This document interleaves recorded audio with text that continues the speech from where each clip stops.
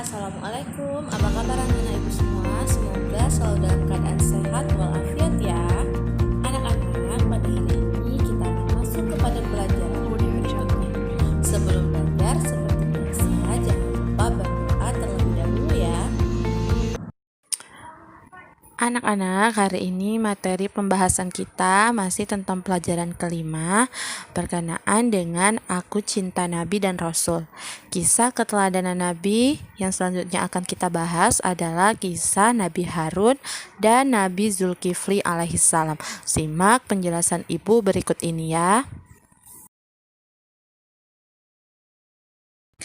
Nabi Harun alaihissalam adalah kakak dari Nabi Musa alaihissalam.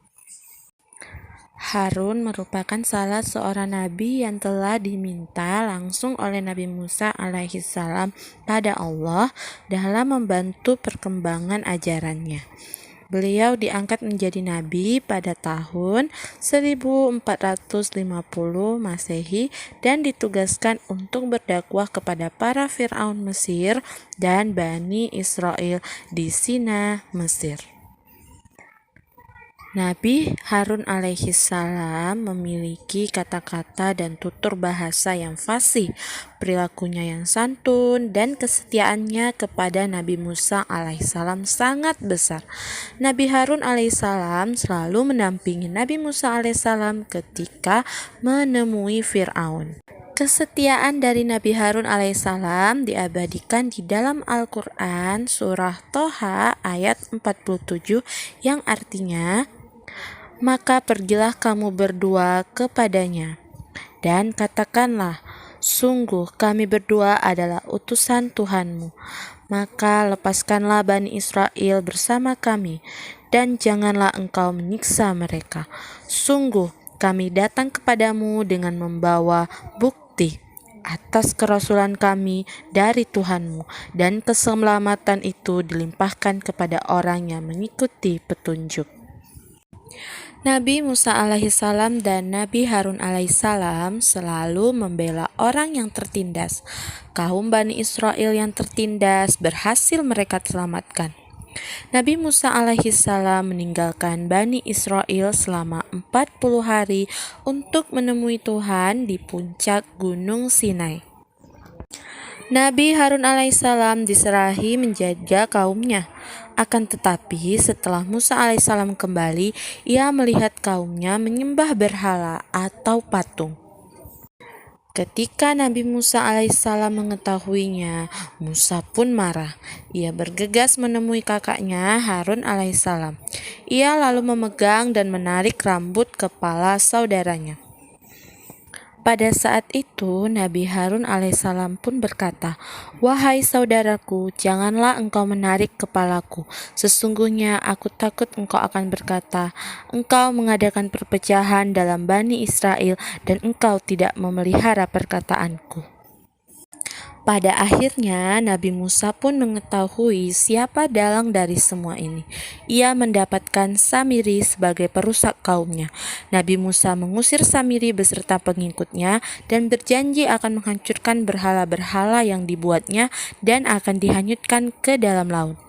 Nabi Musa pun berkata, Samiri dan para pengikutnya yang kafir akan segera mendapat azab dari Allah Subhanahu wa Ta'ala. Nabi Harun hidup selama 122 tahun. Beliau wafat 11 bulan sebelum kematian Nabi Musa alaihissalam di daerah Al-Tih, yaitu sebelum Bani Israel memasuki Palestina. Setelah Nabi Harun dan Nabi Musa meninggal dunia, Bani Israel dipimpin oleh Yusya bin Nun. Namun setelah Yusya wafat, lama-kelamaan sebagian besar mereka meninggalkan ajaran yang terkandung dalam Taurat. Malah ada kalangan mereka yang mengubah hukum di dalam kitab tersebut, sehingga menimbulkan perselisihan dan perbedaan pendapat, dan pada akhirnya menyebabkan perpecahan Bani Israel. Kisah keteladanan selanjutnya adalah kisah keteladanan dari Nabi Zulkifli alaihissalam. Masa kecil Nabi Zulkifli alaihissalam sebenarnya ia bernama Basyardan, yang berarti orang yang sabar. Sejak kecil Nabi Zulkifli alaihissalam tidak pernah berbohong dengan semua janji yang telah ia ucapkan. Beliau selalu menepati apa yang telah ia janjikan, sehingga membuat orang-orang yang di sekelilingnya sangat senang dengannya. Di saat beliau mendapatkan cobaan yang diberikan Allah Subhanahu wa Ta'ala, tidak pernah ia sedikit pun mengeluh.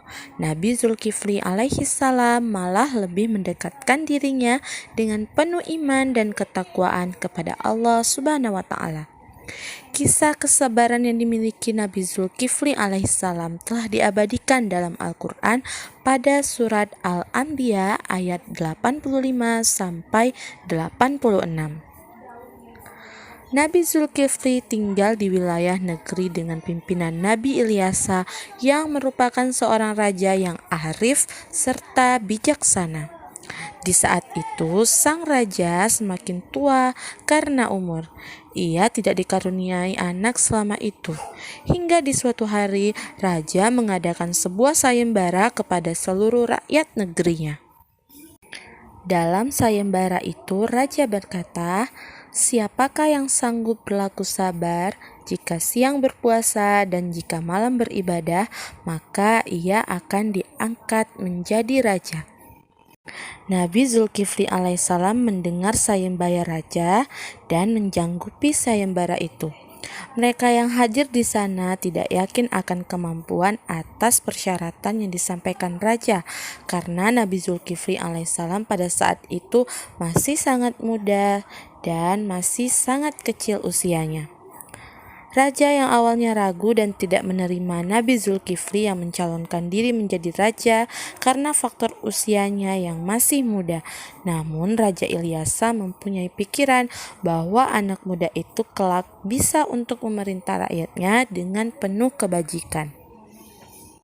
Dan pada akhirnya, dari sekian banyak hadirin yang ada, hanya dia sendiri yang sanggup untuk menjalankan persyaratan yang Raja Ilyasa berikan.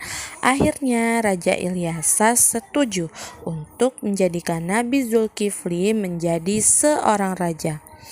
Karena kesabaran yang dimiliki oleh Nabi Zulkifli alaihissalam, inilah yang membuat dia menjadi seorang raja. Allah Subhanahu wa Ta'ala telah mengangkat Nabi Zulkifli sebagai nabi dan rasul setelah beberapa hari menjadi raja menggantikan Raja Ilyasa.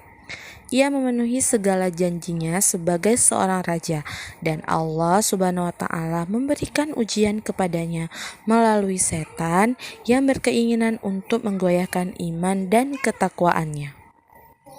Di suatu malam, di saat Nabi Zulkifli alaihissalam ingin tidur, iblis menjelma menjadi seorang musafir. Lalu iblis menghampirinya.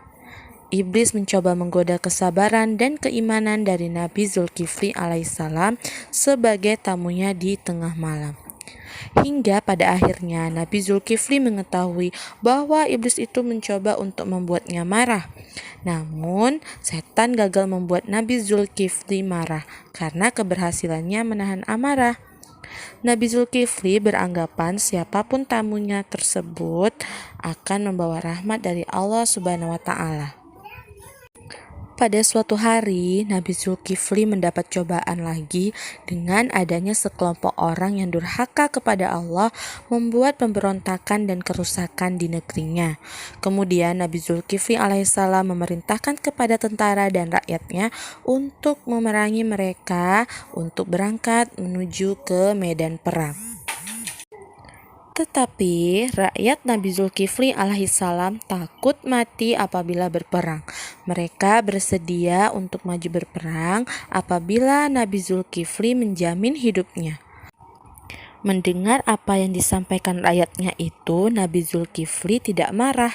Akhirnya Nabi Zulkifli alaihissalam berdoa kepada Allah Subhanahu wa Ta'ala agar Allah menjamin keselamatan mereka saat berperang.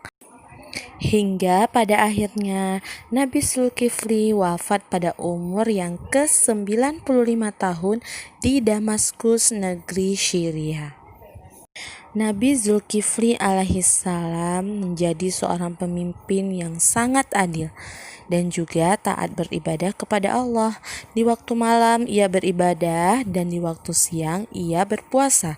Ia melakukan sholat 100 kali dalam sehari.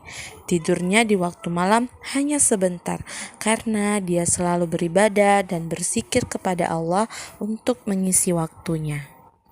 Anak-anak, demikianlah kisah dari Nabi Zulkifli alaihissalam. Anak-anak, itulah kisah keteladanan dari Nabi Harun alaihissalam dan Nabi Zulkifli alaihissalam. Nah, anak-anak, dari kisah keteladanan tadi, anak-anak harus dapat mengambil kesimpulan dari sifat-sifat yang telah dimiliki oleh Nabi Harun alaihissalam dan Nabi Zulkifli alaihissalam. Baiklah anak-anak, terima kasih atas segala perhatiannya dan ingat ya, minggu depan kita akan mengerjakan latihan atau tugas yang Ibu berikan berkenaan dengan kisah Nabi Harun dan Nabi Zulkifli alaihissalam. Assalamualaikum warahmatullahi wabarakatuh.